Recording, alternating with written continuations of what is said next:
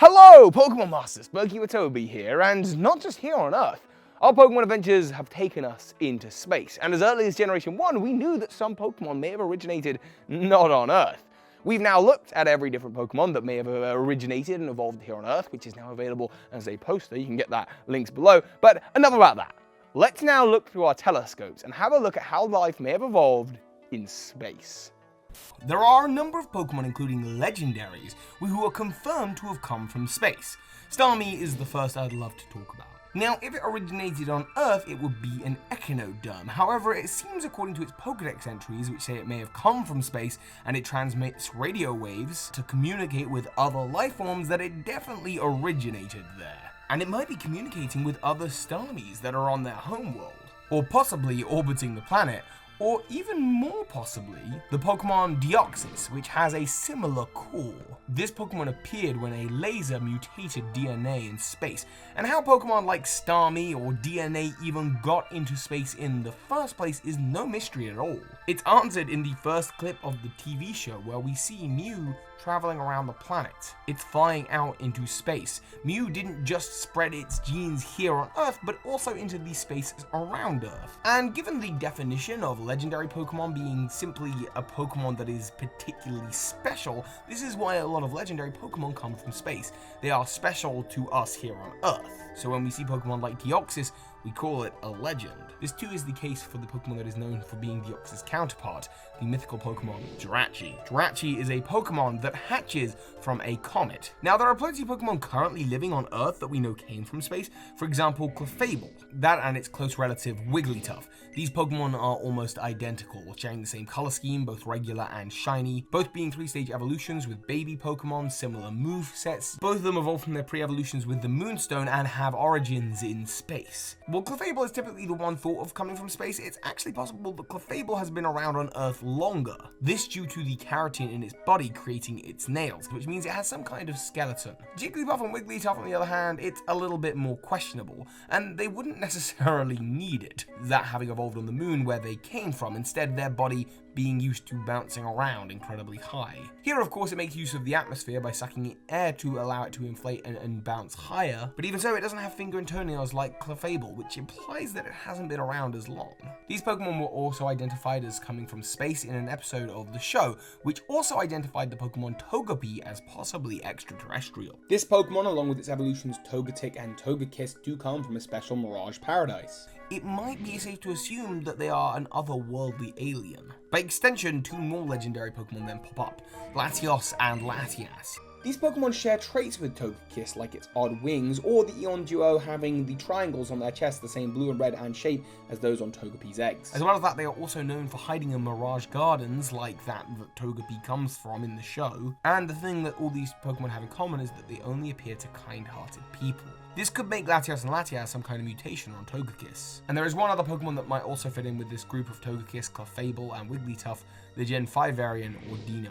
And all of these Pokemon, Starmie, Deoxys, Jirachi, Clefable, Wigglytuff, Togekiss, Ordino, Latios, and Latias, all of them, apart from Wigglytuff's rabbit-like ears or Starmie's starfish shape, are not designs you would typically see on Earth. Evolving in space, or in environments other than that you would find on our own planet, provides the chance for forms to change a lot more drastically than they would here on Earth, or certainly to be different than the ones you would see here.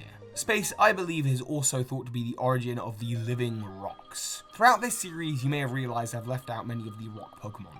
Golem and its Alolan form, Gigalith, Sudowoodo, or other mineral life forms like Klinkline, Probopass, Magnezone, Metagross, or Bronzong, who, by the way, like other space Pokemon, has the ability to open portals. More on that in a moment. It seems that these Pokemon may have their origins in space, not only taking inspirations from UFOs in the form of Magnezone's case, but also they could be mutated comets with DNA in them, like Jirachi is, or you can see how Deoxys and Starmie's life force seem to come from their rock-like cores. Perhaps from there, other mineral Pokemon have evolved. These Pokemon may have fallen to Earth many years ago in different forms, and then over time taken the appearances they do now, adapting to Earth's environment, with Golem blending in to look slightly more like turtles, or Dr. Eggman in its Alolan form, or Sudowoodo trying to imitate Earth's trees, to no avail, still being a pure rock. This branch of evolution is also evidenced too by Pokemon falling to Earth in the current day, Solrock, Lunatone, Minior, and Behem. These Pokemon are all confirmed to be extraterrestrials, and these are living rocks. If Pokemon like these have been falling to Earth over millions of years, then it's very likely that their ancestors took the form of all the other rock Pokemon. And it's cold in space too, like really cold, so we might see Pokemon composited of other minerals, like ice. These in the form of Cryogonal, Vanillux, and Avalugg. Cryogonal even learns ancient power, suggesting that it's been around on Earth for a long time. Carbink is one more of these mineral-like Pokemon, and is the origin to another mythical Pokemon, Diancie. Diancie is a mutation of Carbink's, happening once every so often. However, there might be another theory here. Carbink is primarily made of, well, carbon, and under intense heat and pressure, carbon becomes diamonds. It's possible when exposed to certain rays in space or here on Earth, that is how Carbink becomes Diancie. And it's interesting to see how these Pokemon end up changing the environments and ecosystems here on Earth. For example, Carbink is eaten by Sableye, who loves to eat gemstones. However, because it's shiny, it is also protected by Gible and Gabite and kept in their nests. This leads to ongoing battles between Gabite and Sableye, as well as that Murkrow also really likes Carbink because of how shiny it is. And thus interesting ecosystems happen around these Pokemon that have fallen from space. And between Mew going to space, Diancie, Deoxys, Jirachi, we can see how a lot of mythical Pokemon seem to be getting their origins in space, and that might also be the case for Hooper, another mythical Pokemon that has the ability to open portals, helping it jump around the universe to escape from predators. It's very easy to see that this Pokemon could be some early ancestor, genetic offshoot of Mew. However, that, of course, is getting a little bit more speculative. Now, Pokemon Larz says there's one other type of life form that interests me, and it's not just from space, it's from ultra space. I'm talking about ultra beasts like Nihilego. This creature looks like it might be from our own planet, a type of Cnidaria, like a jellyfish, but its body is translucent like glass, and it has powers far beyond anything we've seen on Earth. And it's not the only Ultra Beast.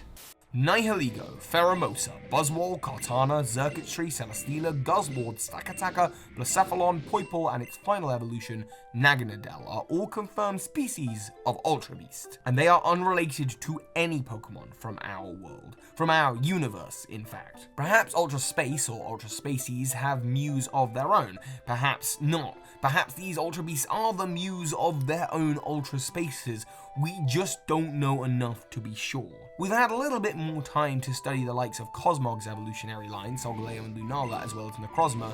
These are also Ultra Beasts, but they have spent at least a few generations here on Earth. As a result, we've had a little bit more time to study them, and their body types have acclimatized to the Pokemon world, making them a little bit more like traditional Pokemon, but they too are Ultra Beasts. They are all unrelated to Pokemon from our own world, which means they can't actually really be put on the tree at all. They are unlike the other Pokemon from space, who are likely some early offshoot of Mew, but for now, it's time to explain even more mysteries. Fairy-like Pokemon, not the type, I mean sort of the brand. Pokemon like Gardevoir and Marwol. Okay, they are fairy types, but surely Galahad is related to them, and what about things like Jinx and Mr. Mime? What about plant life as well? Could they also be connected and related? You're gonna have to engage with me in the comments. Check out the poster, of course, which is linked at the top of the description, and as always, soar high, Pokemon Masters.